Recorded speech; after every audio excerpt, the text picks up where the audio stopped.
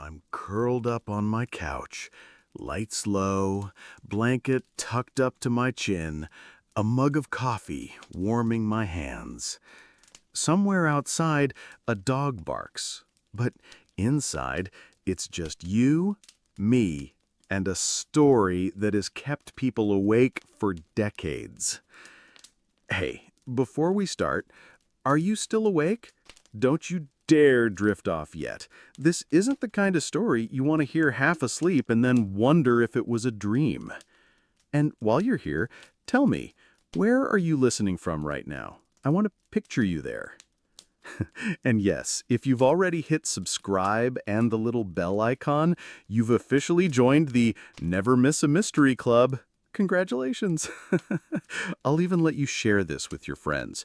No extra charge. If my voice gets too loud, just tell me.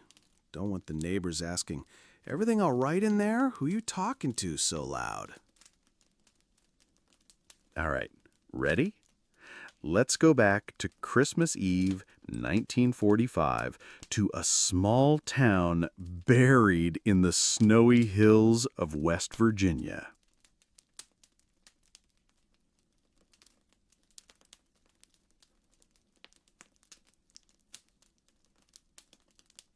Fayetteville, West Virginia. Back then, it was the kind of town where everyone knew everyone, and news traveled faster than the mail. Wooden porches wrapped in snow, warm, yellow light glowing from kitchen windows, and inside one of those houses, a home filled with the chaos and comfort of 10 children. The Sodder family, George and Jenny, their 10 kids, ages from 3 to 23.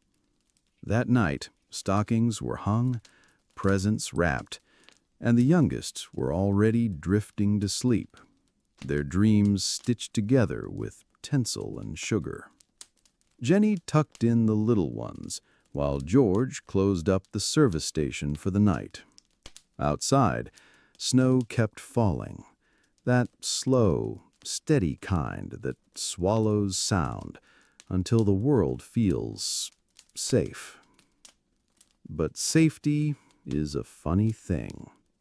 Sometimes it's just the silence before everything changes. By morning, 5 of those children would be gone. And no one, not the police, not the fire chief, not even their parents, could ever agree on where they went.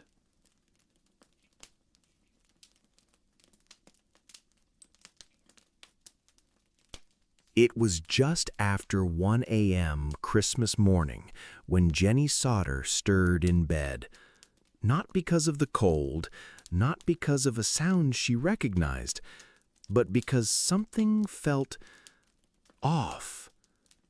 She thought at first maybe a mouse in the kitchen knocking over an ornament, but as she sat up, her nose caught it before her ears did. Smoke. Not the cozy wood stove kind, the sharp, bitter scent of something burning fast. She ran to the hallway, the air already warmer than it should have been. Downstairs, a faint orange glow flickered through the doorway. Her heart thudded, and not in the Christmas excitement way. Flames were climbing the walls near the telephone line. Sparks snapped like angry insects. The tree in the corner swayed from the heat, tinsel shimmering like it knew what was coming. Still with me? Good, because now it gets messy. Jenny shouted for George, who came tearing down from the bedroom, eyes wide, hair sticking up like the fire had already touched him. They shouted up to the older kids, who rushed downstairs, but 5 of them were still upstairs in their rooms. George bolted outside for the ladder, the one they always kept leaning against the house, but when he reached the spot, it was gone. Not misplaced, not knocked over, gone. He tried to start his trucks, thinking he could drive up to the window, but both engines perfectly fine that morning, coughed and refused to start. Inside, the flames grew louder. Upstairs, the voices were fading. Imagine standing there, in the freezing snow, the heat of the fire on your face, and knowing your children are just a few feet away, but unreachable.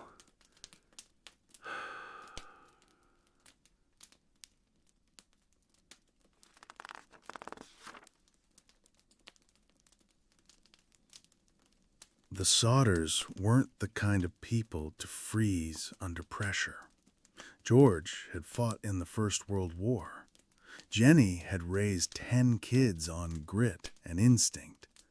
But that night, everything that could go wrong did.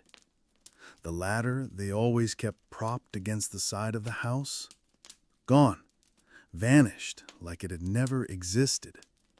Later, they'd find it tossed in a ditch, far from the house.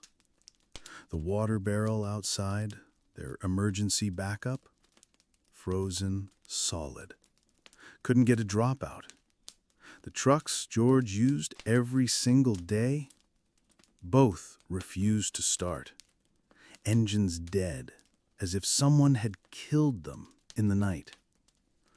Okay, pause. What are you thinking right now? Accident? Bad luck?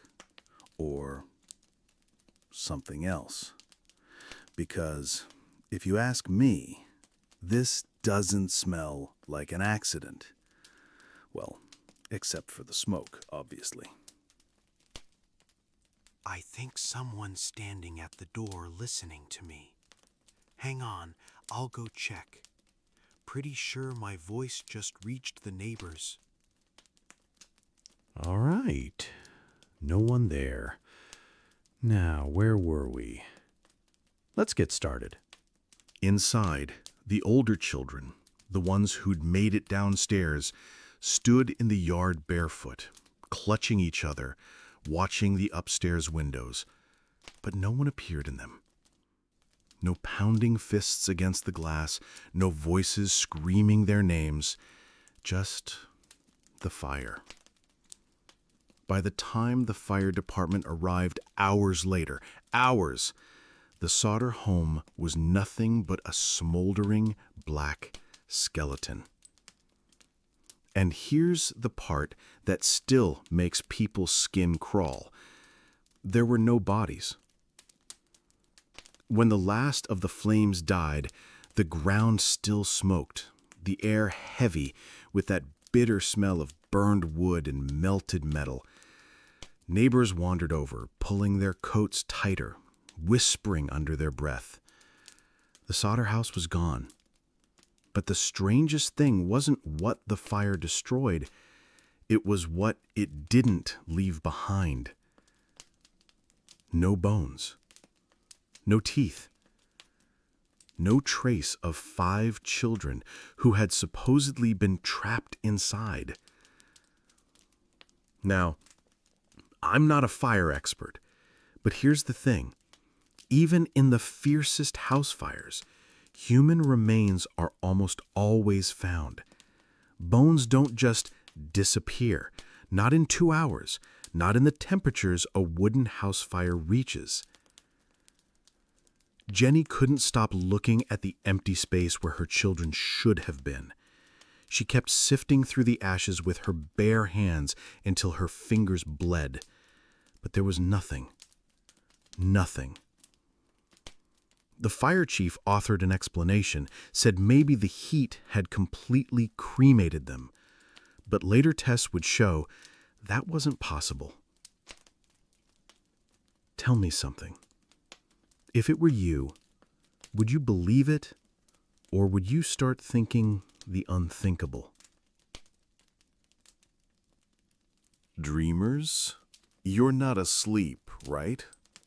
I'm just getting some water. If you want some, go ahead. I'll be back in 1 minute, and we'll continue right from here.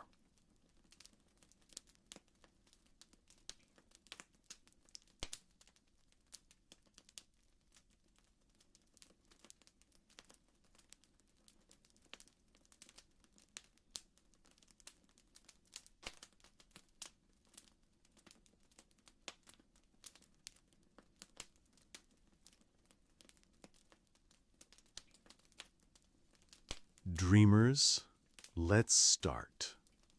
Okay, where were we? All right. The morning after the fire, the official word was already out. 5 Sodder children had perished in the blaze. But George and Jenny weren't buying it, and pretty soon, neither were a few other people.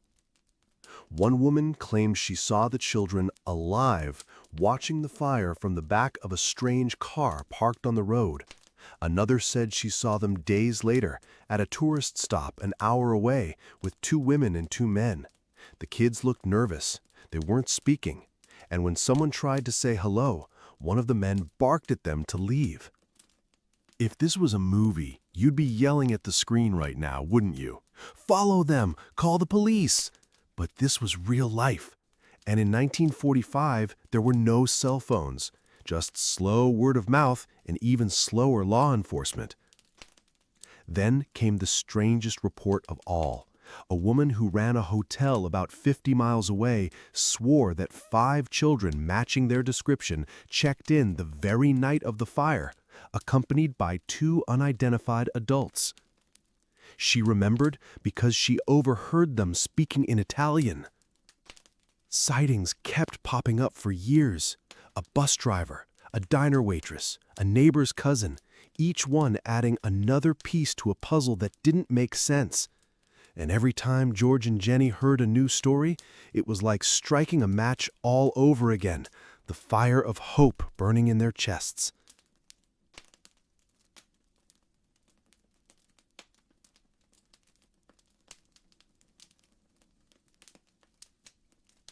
Most people would have stopped after a few weeks.